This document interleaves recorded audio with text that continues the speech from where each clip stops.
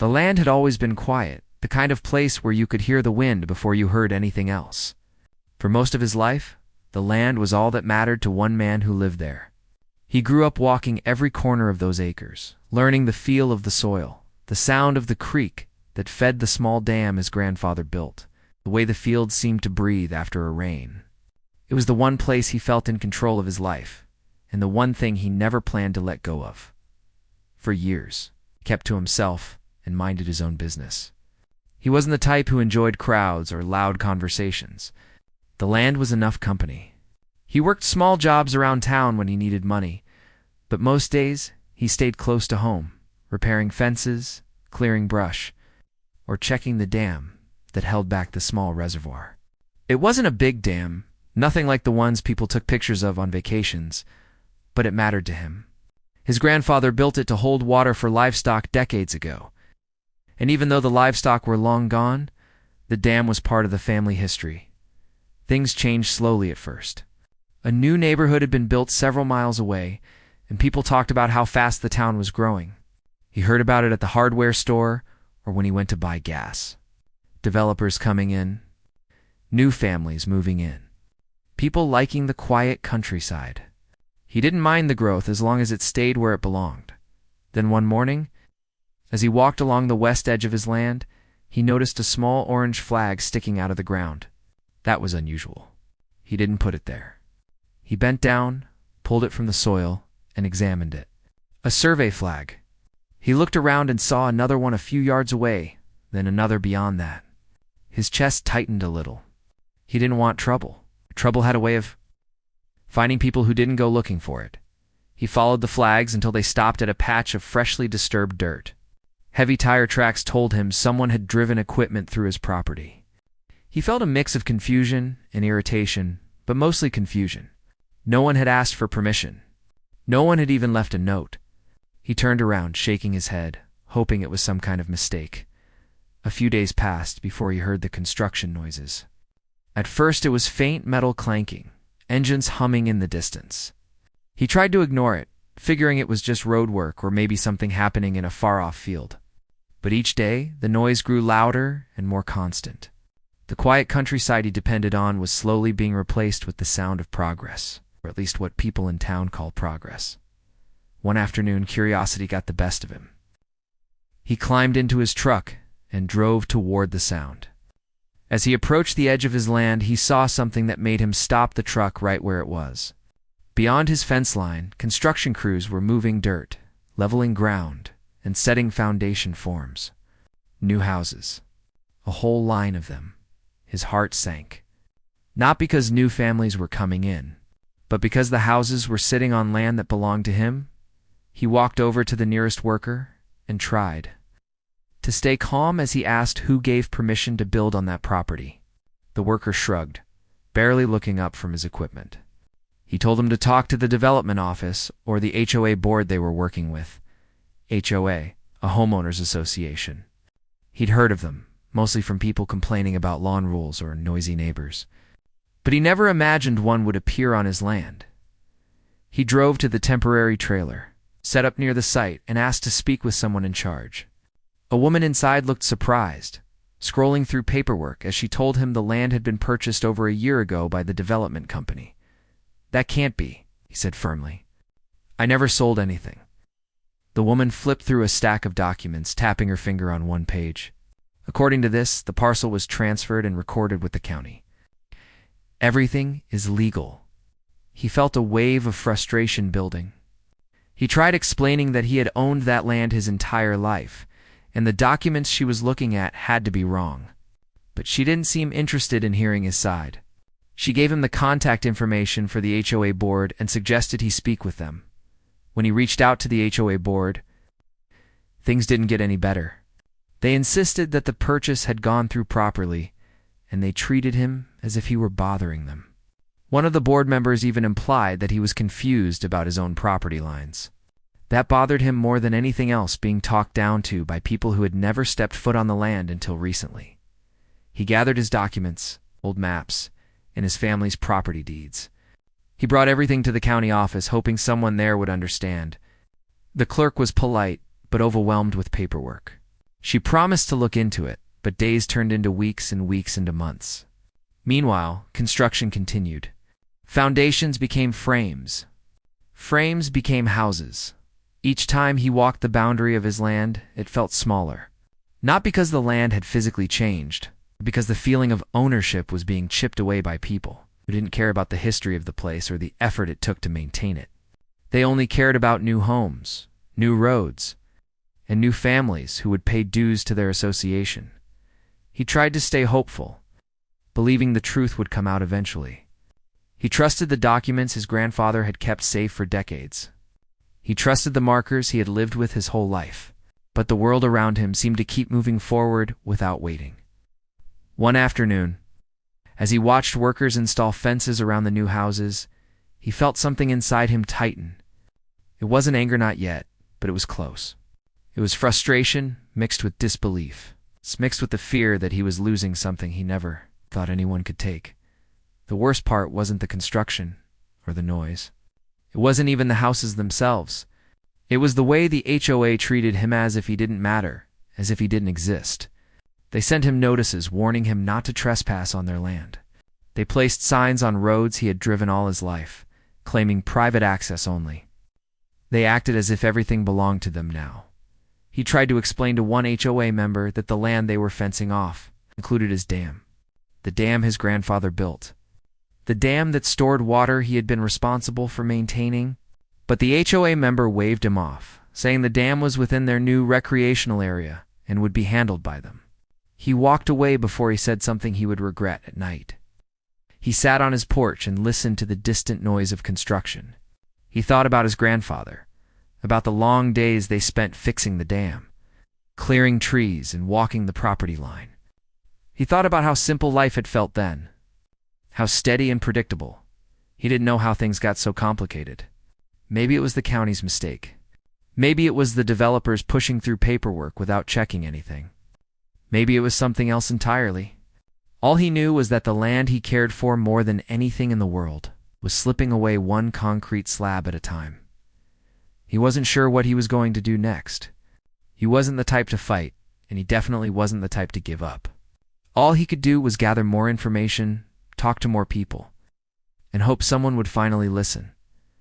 But deep down, a worry settled in his chest. A worry that the people building those houses didn't know what was coming. They didn't know about the dam. They didn't know how old it was, or how delicate the balance of water and soil could be if something went wrong. He hoped they would learn before it was too late. The weeks that followed felt heavier than any he had lived through before. He woke up each morning hoping something would change, hoping a letter or a phone call would clear up the mistake. But nothing came.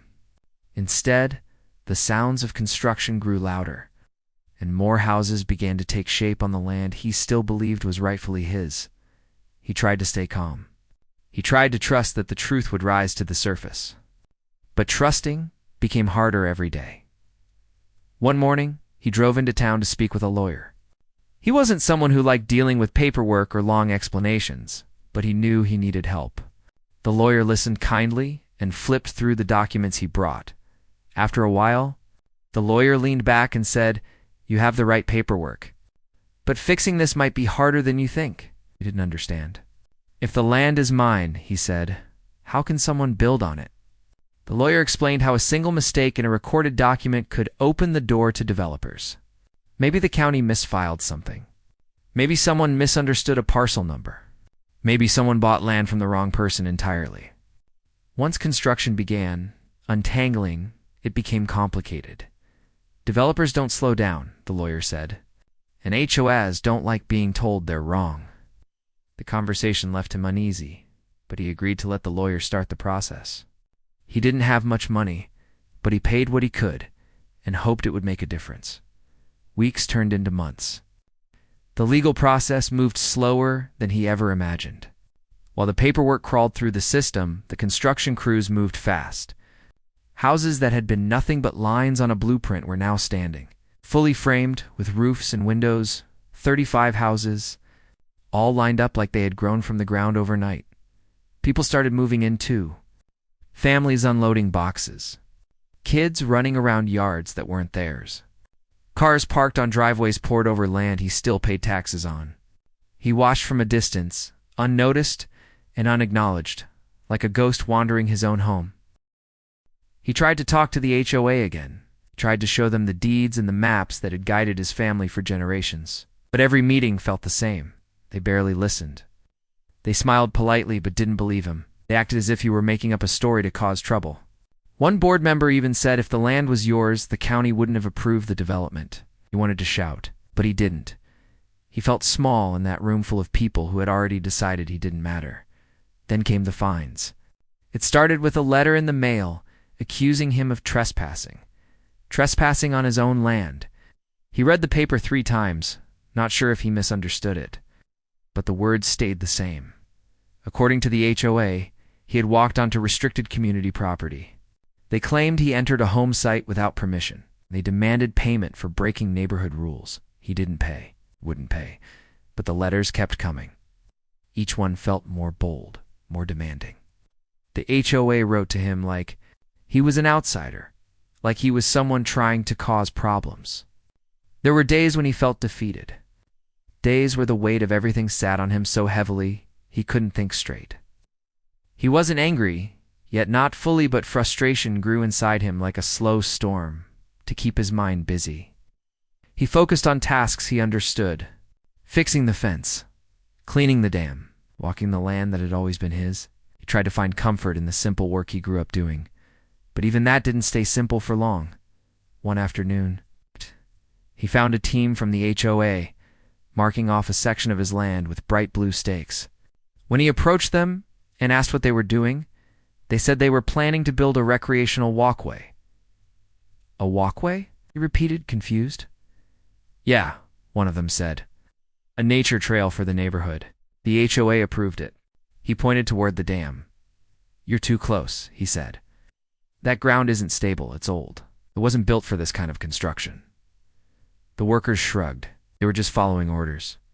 He went to the HOA board again, trying to explain the danger, but they brushed him off. The dam falls under community property now, one board member said. We'll maintain it. He nearly laughed at the idea. They had no idea what they were dealing with. That dam wasn't just a hole in the ground filled with water. It was a delicate one. The soil, the water level, the drainage valve, everything mattered, but they didn't listen. The next blow came a few days later when he heard metal strike something hard. A loud crack echoed across the property. When he rushed down to the dam, he found a construction worker staring nervously at a damaged pipe. It was the drainage valve. A long metal arm had struck it, bending it out of shape. Water trickled out slowly where it shouldn't, and he felt panic rise in his chest. Do you know what you've done? He asked, voice shaking. The worker apologized, but said he didn't know the part was important. He said someone would come look at it later. Later wasn't good enough. That valve controlled the pressure of the water behind the dam. Without it working properly, the water level could rise too high. Heavy rains could push it beyond safe limits. A weakened dam wasn't just a problem, it was dangerous. He tried again to warn the HOA, but they acted like he was exaggerating. They said they had everything under control. They said he didn't understand their plans. He walked away before his frustration turned into something he couldn't swallow. Days passed, and he felt more alone than ever. The people moving into the houses had no idea there was a dispute. They waved politely when they saw him, unaware that their homes stood on land caught in a legal mess. He didn't blame them. They hadn't done anything wrong. They trusted the developers, trusted the HOA, trusted the paperwork. They didn't know any better. But the HOA knew, and they refused to slow down. One evening, he stood near the dam and looked at the water level. It wasn't dangerously high yet, but the damaged valve made him uneasy. He checked it every day, sometimes twice a day. He took notes, took pictures, and recorded everything. If something happened, he wanted proof that he had tried to warn them. Then came the meeting that changed everything. He had gone to the HOA. Board to ask once again for them to stop construction near the dam. He tried to stay calm, tried to make them understand the danger, but the board members barely looked at him. One even smirked. You don't own that land? The board president said. You need to accept it. He felt a sting in his chest. I do own it, he said quietly. I've owned it all my life." The president leaned back and crossed his arms. Not anymore. It wasn't just the words, it was the tone, the certainty, the way he spoke, like the decision was final, like the land was never his to begin with. He walked out of the meeting feeling something inside him shift, something deep. All the frustration, fear, and confusion he had carried for months settled into a heavy, steady feeling. He wasn't angry in a wild or reckless way. It was something quieter, something sharper, something that said he would not let this go. That night, he sat on his porch, listening to the frogs by the dam and the faint hum of construction in the distance. The land was changing. The people were changing it. And he felt like he was losing more than acres. He was losing a piece of himself. But he wasn't done fighting. The dam wasn't just water held back by concrete. It was history. It was responsibility. It was the one thing he knew better than anyone else. And if the people building on his land didn't understand that, he feared they were heading toward a problem much bigger than they realized. He hoped, for their sake, they would listen before something went wrong. The season changed slowly. It's the way it always did in that part of the countryside. But even as the air cooled and the trees shifted color, the tension around the land only grew heavier.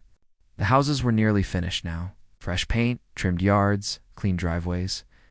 Families moved in almost every week, their cars filled with furniture and boxes, waved when they saw him. Some didn't notice him at all. He wasn't angry at them. They were just people looking for a quiet place to live. They didn't know the ground under their feet was part of a long argument that still wasn't settled. They didn't know he checked the boundary lines every few days, hoping the legal papers his lawyer filed would finally make someone listen. But no matter how hard he tried, it felt like the world around him kept moving on without him, ignoring the truth he held in his hands. Meanwhile, the dam weighed heavily on his mind. Every time he walked down to it, he studied the water line. It stayed steady for a while, but the broken drainage valve made his stomach twist. He knew the dam wasn't at risk of breaking yet, not with the weather being dry. But all it would take was one long storm, one night of heavy rain, and things could get dangerous. He took photos, wrote notes, even recorded videos of the damaged valve. He wanted proof of everything in case someone tried to blame him later. He had learned the hard way that people were quick to point fingers when something went wrong. One morning, he heard machinery again, closer this time. When he looked toward the tree line, he saw workers digging near the edge of the reservoir. They were carving a path for the new recreational trail the HOA had insisted was theirs to build. He walked over, trying to stay calm. "You're too close to the dam," he said to the crew leader. "That soil can't handle heavy equipment." The crew leader shrugged. "We're following the plans we were given." HOA said, "This is fine." "But it's not fine," he said. "That area floods during storms, and this part of the bank is soft." The leader looked apologetic but helpless. "If you have a problem, talk to the HOA. We're just here to work." He sighed and turned away. Talking to the HOA felt like talking into the wind. When he reached the trail construction meeting later that afternoon, he already knew it wouldn't go well. Still, he tried. He told them again about the dam, the history, the structure, the risks. He told them the walkway wasn't safe. Told them the ground wasn't stable. But the board responded the same way they always did. Calm smiles, short answers. Barely contained impatience. One board member said, "We understand your concerns, but we've made our decision. The trail stays." Another added, "You need to stop interfering with community projects." He was stunned. Community. This land isn't yours. The board president leaned back in his chair with a smile that felt more like a warning. "It is now." Felt a wave of disbelief. He had lived his whole life on that land. He knew every tree, every ditch, every ripple of the dam. It was more than property, it was part of who he was. But the HOA treated it like a piece of paper they handled at a meeting. He wanted to shout, wanted to tell them how wrong they were, but he swallowed the words. He realized they weren't listening. Maybe they never had. A few days later, a bright storm rolled in. Thick clouds settled over the hills and rain poured for hours without stopping. He stood under his porch roof, listening to the steady rush of water. Storms like this were normal, but the dam didn't care what was normal. It cared about pressure. When the rain slowed, he grabbed a flashlight and headed toward the dam. Mud clung to his boots as he walked, and the grass squished underfoot. When he reached the reservoir, his chest tightened. The water level had risen nearly to the halfway mark. That wasn't alarming by itself, but combined with the broken valve, it made him uneasy. He inspected the damage again.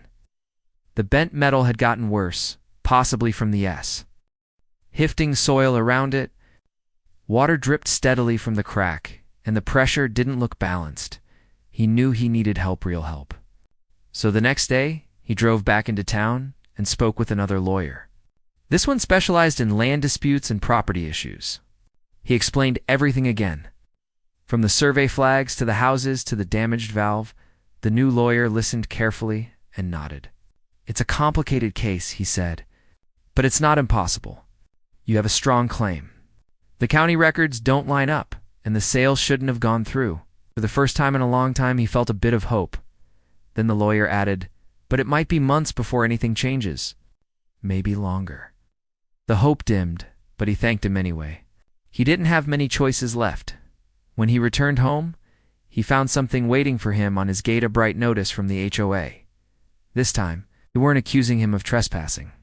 They were accusing him of interfering with community management and unauthorized access to HOA recreational development zones. He stared down at the paper, disbelief washing over him. They were building on his land, damaging his dam, ignoring his warnings, and now they were telling him he had no right to be there. He folded the notice and tucked it into his pocket. He didn't know what to do with it yet, but he knew he'd need it later. As more families moved in, the HOA grew louder and stricter. They drove around the neighborhood in small carts, checking yards and handing out warnings for things like lawn decorations and trash cans left out too long. They acted like the area had always belonged to them. One afternoon, as he walked along the fence line near the dam, he heard two neighbors talking. They were confused, wondering why an old man kept walking around their community. One of them said the HOA told them he was someone who refused to accept change. He didn't blame them. They only knew what they were told, but hearing it still hurt.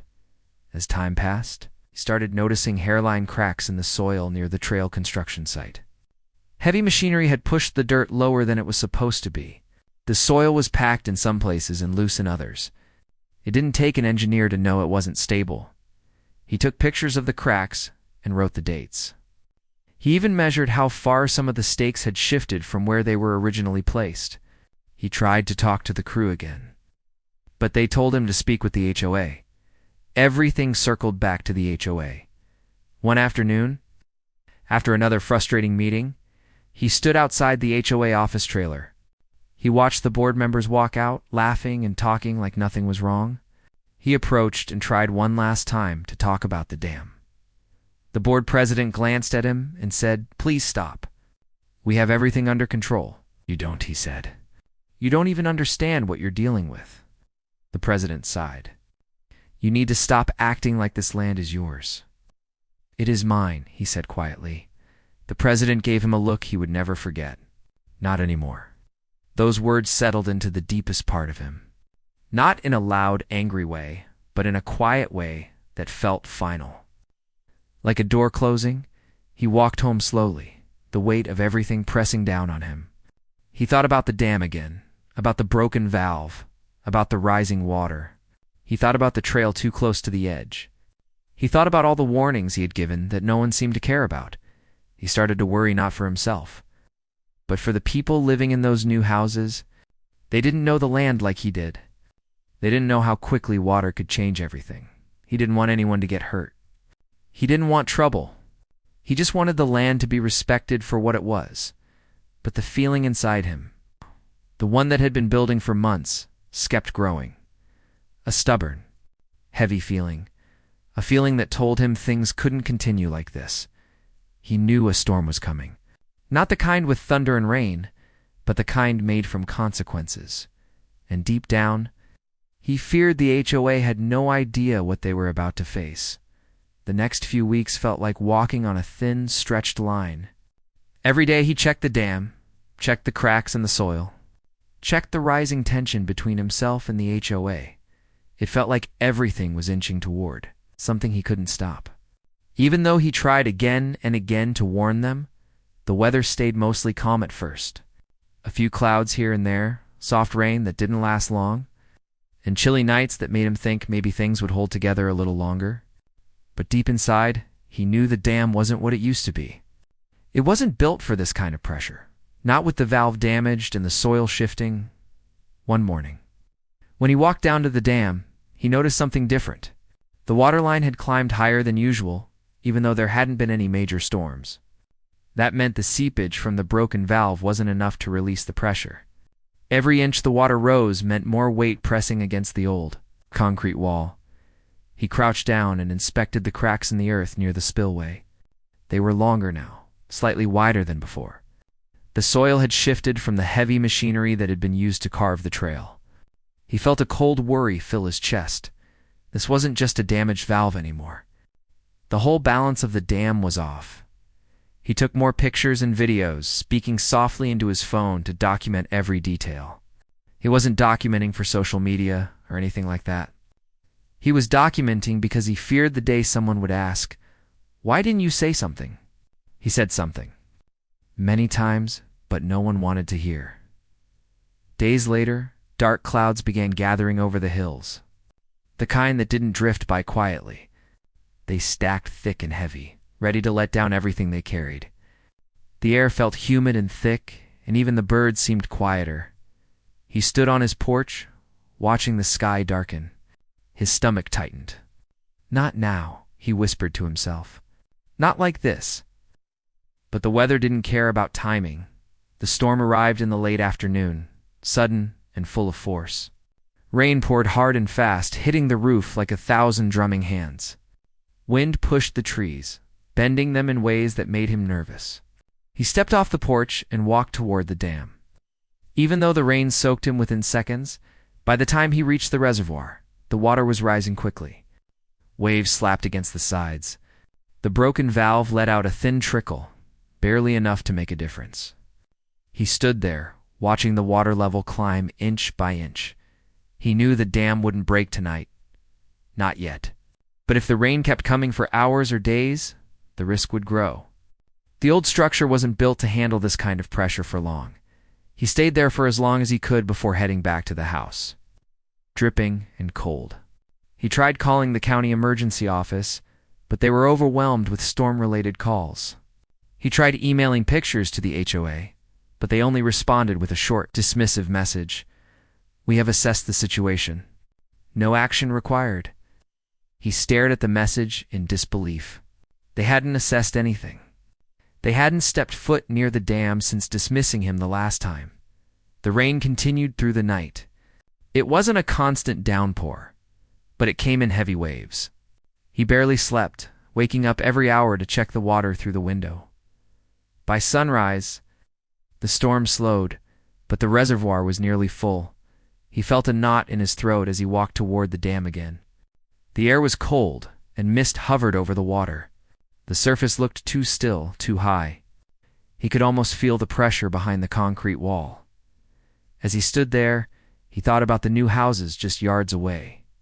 Families who had no idea what was happening behind the tree line. People who trusted the HOA to keep them safe. He thought about how many times he had warned the board. About how they brushed him off. About how they ignored the broken valve, the shifting soil, the changing water levels. If something happened, the damage wouldn't be minor. He swallowed hard. He didn't want things to reach that point. He didn't want to wake up one morning to see homes flooded and people scrambling to escape rising water as the day went on. Another dark band of clouds rolled in. The weather forecast said more rain was coming, heavier than the night before. He felt his heartbeat quicken. The dam wouldn't hold another day of heavy rain. Not in its condition. That evening, as the wind picked up again, he walked to the dam with a flashlight. His boots sank into the wet ground. The air smelled like rain and damp earth. When he reached the spillway, he saw a thin, shaky stream of water pushing through the cracks of the emergency gate. It was old, made decades ago by his grandfather, but installed well. Still, like everything else, it had aged. He looked down at his hands. They were trembling, not from fear, but from the weight of the choice in front of him. He had two options: do nothing and hope the dam held or take action and release a controlled spill. Letting water out before the storm hit full force, a controlled release would flood the lower part of the land. It would soak the new trail the HOA was building.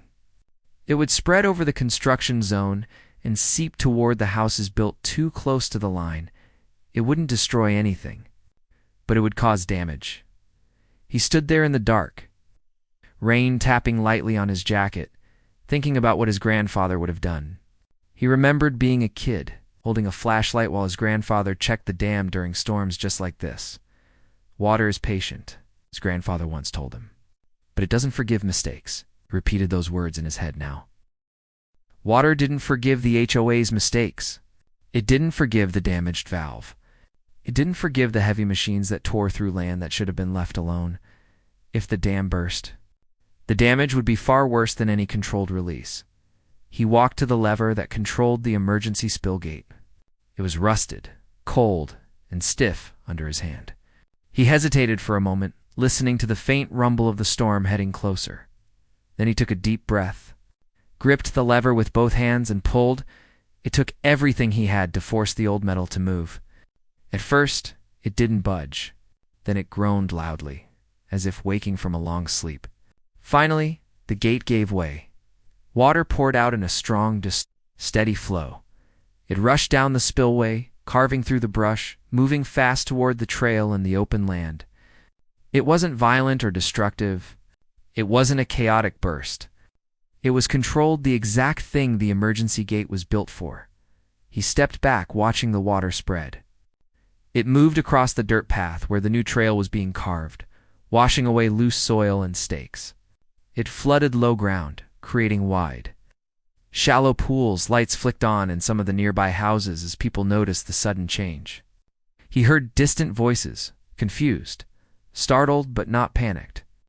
The flood wasn't deep enough to cause immediate danger. It was enough to get attention, but not enough to harm. And that was the point. He didn't do it out of revenge. He didn't do it to scare anyone. He did it because the alternative, doing nothing, could have led to something much worse. The next morning, when the storm finally moved on, he walked the property to see the results. Mud everywhere. The trail construction was a mess. Some of the equipment was stuck in the soft earth. A few of the newly planted yard sections near the houses had puddles where grass used to be, but the dam stood firm. The controlled spill had protected it. Later that afternoon, the HOA held an emergency meeting. They wanted answers. They wanted to know why the land was flooded, why the trail was ruined, why the equipment was damaged. People pointed fingers. They raised their voices. But when someone finally said his name, the entire room quieted. He walked in with wet boots, tired eyes, and a folder full of documents. He didn't raise his voice. He didn't argue. He simply said, "I warned you." Over and over. This was the safest option. He laid out the pictures, the notes, the warnings. He described the damaged valve, the shifting soil, the rising water. He told them he didn't want to see anyone get hurt. Some people looked shocked. Others looked embarrassed. The board president didn't say a word as he left the meeting. He felt something he hadn't felt in months. Relief, not victory, not revenge, just relief. The land had spoken for him in a way the HOA couldn't ignore, but he knew this wasn't the end. Not yet. The real consequences were still coming. The morning after the storm felt strangely quiet, the kind of quiet that sits in the air after something big has happened, even when no one yet understands what that something is. He stepped outside and listened. No hammering from construction crews, no voices carrying across the field. Just the soft dripping of water sliding off leaves and rooftops. The heavy rain overnight pushed the dam harder than he liked. The water level had risen high, not enough to spill over, but enough to make him uneasy. He walked down toward it slowly, boots sinking into soft earth. The ground looked darker than usual, almost bruised from the weight of the storm. When he reached the dam, he paused. The damaged valve still leaked in a thin stream, steady and stubborn. He had warned the HOA so many times. He had told them exactly what would happen if they ignored the repairs. Yet they chose to trust their own assumptions. He crouched down and checked the water level. It had lowered a little overnight on its own, thanks to natural drainage, but not nearly enough. It still sat too high for comfort. The sky was clearing, though. Sunlight broke through clouds and landed on the new houses in the distance. They looked calm and ordinary, like everything was fine. Families would be waking up inside them, making breakfast, getting ready for their day. Unaware of how close things had come, he sighed and stood up. He wanted the calm to last. He wanted the situation to settle itself without any trouble. But he knew better. Ignoring problems never made them smaller. A few hours later, he heard the rumble of cars making their way down the gravel road. He looked up and saw several people from the HOA walking toward him. The board president was in front, with two other members right behind. They all looked stiff, like they had practiced what they were going to say. He stayed where he was. He had nothing to hide. The president stopped a few feet away and crossed his arms. "We got reports you were seen near the dam last night," he said. He blinked. "I check the dam every day, especially after rain." "You don't have permission to be here anymore," the president said. "This area falls under the HOA's responsibility. We need you to stay off the property." He felt something inside him twist, not out of anger, but disbelief. "You're telling the person who built this dam to stay off it?" he asked quietly. One of the board members stepped forward. "We have rules," she said. "You're not allowed to interfere with community structures." He almost laughed, but it wasn't funny. It was absurd. "Interfere?" he said. "I'm trying to keep this place safe. That valve is damaged. It needs to be replaced before the next storm." The president glanced back at the others, then turned to him. "We had someone inspect it. They said it's fine." He knew that wasn't true. No inspector would look at that valve and think it was fine, unless the inspector didn't know what they were looking at, or unless the HOA simply told him what they wanted to hear. He took a breath and kept his voice steady. "You're making a mistake. If another heavy rain comes, the pressure we'll handle it," the president interrupted. "And if you step onto this property again, we'll file charges." With that, they turned and walked away. He watched them go, their shoes slipping slightly in the damp grass. They didn't understand. They didn't want to understand. And there was nothing more he could say. Later that afternoon, he sat on his porch, hands clasped together. He stared out across the land, thinking of all the years he had worked on it, all the history buried beneath the soil. He didn't want to start a fight. He didn't want to hurt anyone or cause panic. What he truly wanted was simple, for people to listen before something got out of control. But the HOA had made it clear. They weren't going to listen. That night, he woke to the sound of thunder. A low, rolling growl that moved across the sky like a warning. He sat up quickly. Another storm wasn't supposed to come this soon. The forecast had said a light drizzle, nothing more. But the wind shaking the windows told a different story. He grabbed his jacket and flashlight and ran toward the dam through sheets of rain. The ground was already turning soft beneath his boots. The wind pushed against him, and rain hit his face so hard it stung. Still, he kept going. When he reached the dam, his heart sank.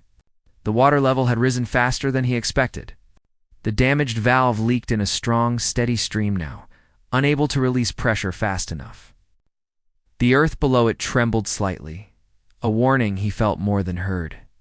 He swallowed hard. This was exactly what he had tried to avoid. The storm grew stronger.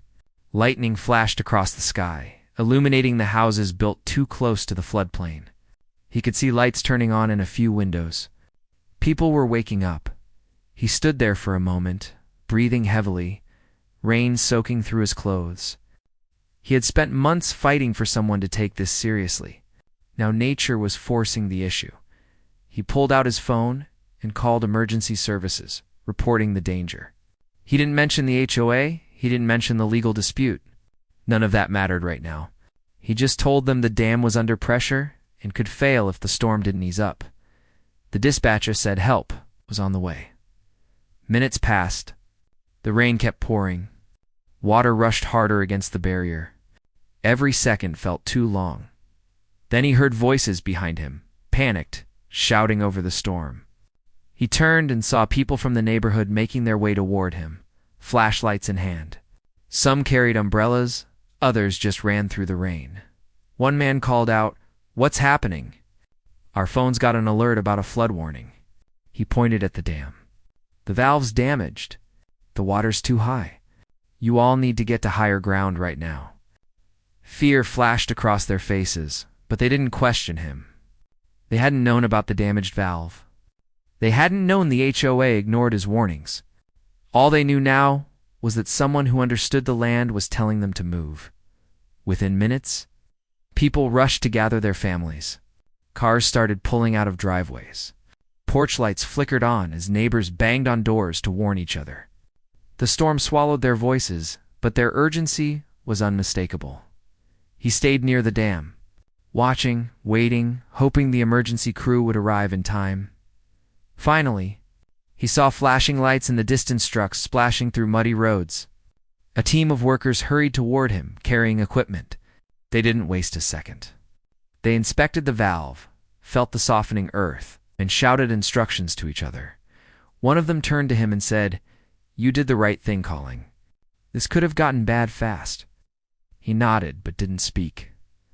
Over the next hour, the crew worked in the pouring rain, stabilizing the valve as best they could and creating a temporary overflow. Channel wasn't perfect, but it helped. Little by little, the pressure eased. The dam held by sunrise, the storm had ended. The emergency team packed up their gear, tired but relieved. The water had lowered to a safer level. The houses stood unharmed. As the workers left, some residents walked back toward him. They looked shaken, exhausted but grateful. A woman approached first. "Thank you," she said softly. "If you hadn't been here, I don't want to think what would have happened." He nodded. "I just did what anyone would have." But she shook her head. "No, you did what the HOA wouldn't." Others began to join her, expressing their thanks, their confusion, their frustration. They had trusted the HOA.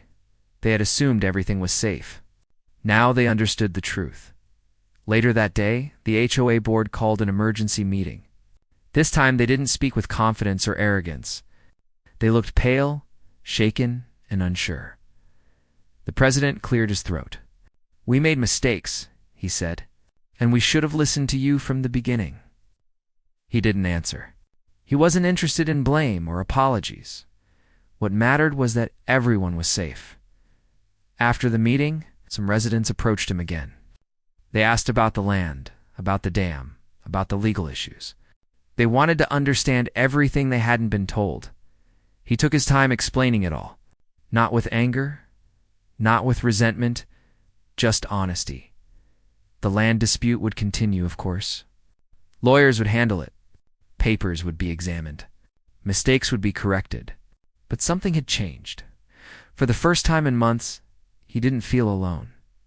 People saw him now. They understood what he had been trying to say. They respected the knowledge he carried, the history he protected, the responsibility he held. As evening settled in, he walked back to the dam. The air smelled clean after the storm.